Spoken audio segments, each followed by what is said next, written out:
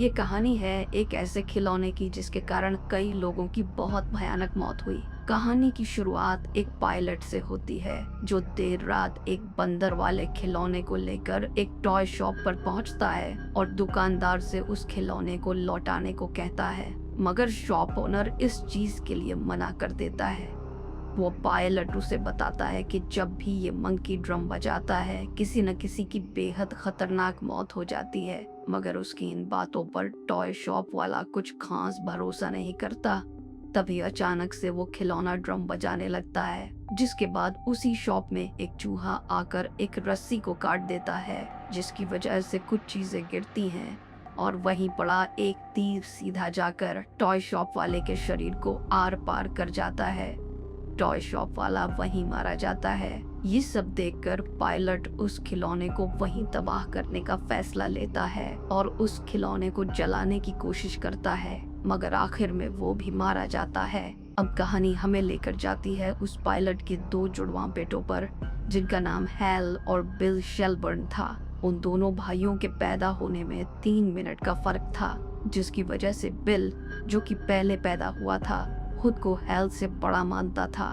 Bill hell से अक्सर घटिया तरीके से पेश आता था और उसे परेशान करने का एक भी मौका नहीं छोड़ता था। हैल बिल को जरा भी पसंद नहीं करता था, मगर किसी तरह उसे झेल लेता था।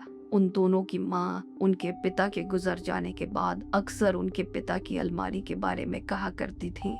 उनका मानना था कि उनके पिता की सारी चीजें सिर्फ एक कबाड़ थीं, मगर बिल और हैल उन चीजों में दिलचस्पी रखते थे क्योंकि वो चीजें कहीं न कहीं उन्हें अपने गुजर चुके पिता को समझने में मदद कर सकती थीं। एक बार इसी तरह हैल और बिल अपने पिता की पुरानी पड़ी चीजों को देख रहे थे। तभी उन्हें एक बड़ा सा नीले रंग का बॉक्स मिला जिसमें एक खिलौने वाला मंकी रखा हुआ था।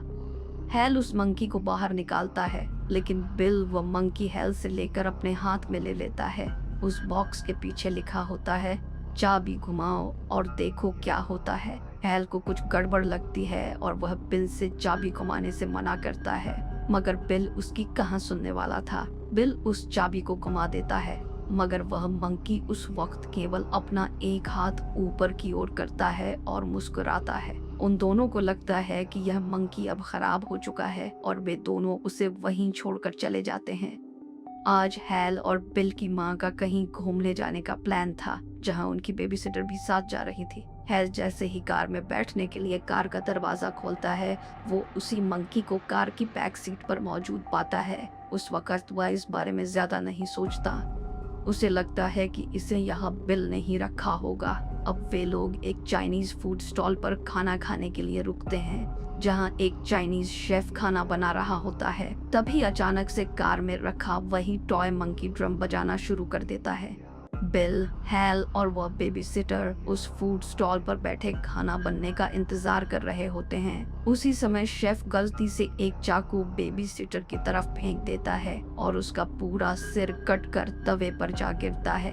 हैल को उम्मीद थी कि इस हादसे के बाद उसके और बिल के रिश्ते थोड़े बेहतर हो जाएंगे। अंतिम संस्कार से लौटने के बाद उनकी माँ दोनों भाइयों को समझाती है और कहती है, जिंदगी बहुत अनएक्सपेक्टेड होती है और हर किसी को एक दिन मरना ही होता है। घर लौटते ही उनकी माँ एक म्यूजिक चला देती है और तीनों मिलकर डांस करते हैं ताकि जो कुछ भी हुआ उसे थोड़ी देर के लिए भुलाया जा सके। अगले दिन हैल स्कूल जाता है, मगर वहाँ उसे कुछ लड़कियाँ मिलती हैं जो उसे बुली करने लगती हैं। ये और कोई नहीं बल्कि बिल की ही दोस्तें होती है और बिल ने उन्हें हैल के बारे में सब कुछ पहले से ही पता रखा था। थक कर हैल स्कूल से घर लौटता है। अचानक से उसे वो मंकी अपने कमरे में रखा हुआ नजर आता है। इस बार हैल इस चीज को इग्नोर नहीं करता और अपनी माँ को आवाज लगाकर इस बारे में पूछता है, मगर वो कहती है कि वो उन दोनों के कमरे में ज्यादा जाती तक नहीं। अब रात हो जाती है और हैल सो रहा होता है। सोते वक्त उसकी आंख खुलती है और उसकी नजर उस मंकी पर पड़ती है। हैल उस मंकी को ध्यान से देखने लगता है, मगर तभी उसका भाई भी नींद से जाग जाता है और उसका मजाक उड़ाने लगता है। अब अगले दिन दोनों भाई स्कूल में पढ़ाई कर रहे होते हैं कि तभी हैल देखता है वो मंकी कहीं से उसकी बैग में भी आ जाता है। स्कूल वाले बच्चे एक बार फिर उसका मजाक उड़ाते हैं। क्लासेस खत्म होने के बाद हेल बाहर बैठकर अपने कुछ दोस्तों से बात कर रहा होता है। तभी उसका भाई बिल उसे बुली करने अपने कुछ दोस्तों के साथ ढेर सारे कीले लेकर आता है और उसे पूरी तरह गंदा कर देता है। घर लौटकर हेल बिल से बेहद नाराज होता है और बड़े ही गुस्से में होता है। रूम में जाते ही उसे सबसे पहले वही मंकी उसके बेड पर नजर आता है। हेल कहीं न कहीं जानता था उस बेबीसिटर की मौत का कारण यही मंकी है।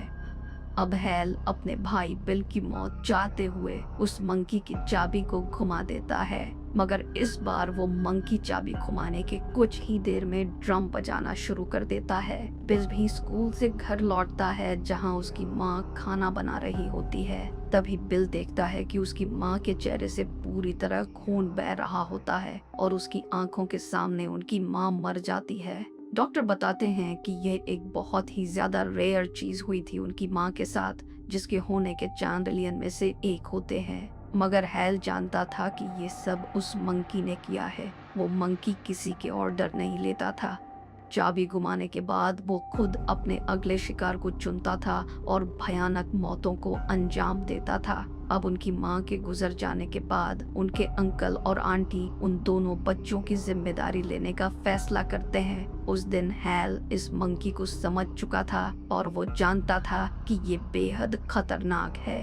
रात के वक्त हेल ने चाकू से उस मंकी को पूरी तरह काट दिया और उसके हाथ पैर, उपड्रम सब कुछ अलग कर दिया। उसके सारे पार्ट्स को हेल ने कचरे में डालकर कचरे वाली गाड़ी को दे दिया। अगले दिन वो दोनों अपने अंकल आंटी के साथ उस जगह से दूसरी जगह शिफ्ट हो गए। नए घर पहुंचे हुए उन्हें अभी एक दिन भी नहीं गुजरा था कि उन्हें वो मंकी खिड़की पर एक बार फिर बिल्कुल सही सलामत रखा हुआ मिल गया। ये देखकर हेल ने बिल्कुल संकोच के साथ बताया कि कैसे सबकी मौत के पीछे इसी मंकी का हाथ है। बिल उससे कहता है कि वो एक बार ट्राई करके देखना चाहता है कि आखिर ये सब कुछ सच में इस मंकी की वजह से हो रहा है या नहीं। इसी चक्कर में उनका अंकल भी मारा जाता है। शिकार पर स्लीपिंग बैग में सोते वक्त कई सारे घोड़े उन्हें कुचल देते हैं। अब उन्हें पूरी तरह विश्वास था कि इस खिलौने का इस्तेमाल लोगों को मारने में किया जा सकता है। वो लोग इसे गलत हाथों में जाने से बचाने के लिए बॉक्स में डालकर बॉक्स को चेन से बांधकर एक कुएं में डाल आते हैं। कई सालों तक वो खिलौना उन्हें नजर नहीं आता, न ही उसके कारण किसी की मौत होती है। इसी तरह 25 साल बीत जाते हैं। अब दोनों भाई उम्र में काफी बड़े हो चुके होते हैं और अपनी आंटी के घर से जा चुके होते हैं। रात के वक्त उनकी आंटी अपने सोफे पर सो रही होती हैं। तभी उन्हें किसी गाने की आवाज सुनाई देती है। उनकी आंख खुल जाती है। हाथ में गन लेकर वो नीचे बेसमेंट में जाती हैं, मगर उन्हें वहां कोई भी नजर नहीं आता। जब वो वापस लौटकर ऊपर जाने लगती हैं, तब उनकी सीढ़ियां टूट जाती हैं और वो नीचे गिर जाती हैं, मगर अभी वो नहीं मरती। उनके चेहरे में कुछ पिन्स और शीशे घुस जाते हैं। उन्हें निकालने के बाद वो एक दवा अपने चेहरे पर लगाती हैं। तभी उन्हें गैस की स्मेल आती है। किचन में जाकर वो गैस को चेक करने की कोशिश करती हैं, मगर अचानक से गैस जल जाती है और साथ ही उनके चेहरे पर लगी दवा के कारण उनका चेहरा भी आग पकड़ लेता है। खुद को बचाने की कोशिश में वो घर से बाहर भागती हैं, मगर उनके पैर किसी चीज में फंस जाते हैं और वो जाकर पोस्ट बॉक्स में लगकर मर जाती हैं। अब हम हेल को देखते हैं, जो अब बड़ा हो चुका है, जो अब बिल से काफी दूर रह रहा था। उसका कोई दोस्त नहीं था और वो अपनी जिंदगी में काफी अकेला था। हेल एक स्टोर में काम किया करता था और उसे स्टोर ऑनर से एक दिन की छुट्टी चाहिए थी, क्योंकि आज के दिन वो अपने बेटे से मिलने वाला था। हेल का एक बार डिवोर्स हो चुका था, मगर पुरानी पत्नी से उसे एक बच्चा था, जिसे वो साल में केवल एक बार मिलने जाया करता था, क्योंकि उसे डर था कि कहीं जो चीजें उसने बचपन में देखी थी वो उसके बेटे को भी ना देखनी पड़े। स्टोर से हेल सीधे अपनी एक्स वाइफ के घर पहुंचता है, जहां उसे पता चलता है कि उसके बेटे पीटी को उसकी एक्स वाइफ के करंट हस्बैंड टेड ने गोद लेने के कागजात तैयार कर लिए हैं और कुछ ही दिनों में लीगली पीटी टेड का बेटा बन जाएगा और इसके बाद वो दोनों पीटी को हेल से अलग कर देंगे। मगर आज के लिए वो हेल पीटी को अपने साथ ले जा सकता था। वो लोग इस बारे में बात कर ही रहे होते हैं कि वहाँ पीटी आ जाता है। अब हम देखते हैं कि हैल की आंटी के गुजर जाने के बाद उस घर को और घर की सारी चीजों को नीलाम किया जा रहा था। तभी वहां रिक्की नाम का आदमी आता है जिसे वो मंकी मिलता है। उस मंकी को देखकर रिक्की को उसके पिता याद आते हैं, मगर रिक्की उस मंकी को किसी को बेचने वाला था जिसने उसे ये मंकी ढूंढने को कहा था। अब हम देखते हैं कि हैल पीटी के साथ आज के लिए एक होटल में रुका था जहां पीटी उससे उसकी फैमिली के बारे में पूछ रहा था। हैल ने आज से पहले पीटी को खुद के बारे में ज्यादा कुछ नहीं बता रखा था। जब पीटी ने हैल से उसके किसी भाई बहन के बारे में पूछा तो हैल ने उसे कुछ भी नहीं बताया और झूठ कहा। अब रात के वक्त पीटी और हैल गहरी नींद में सो रहे होते हैं।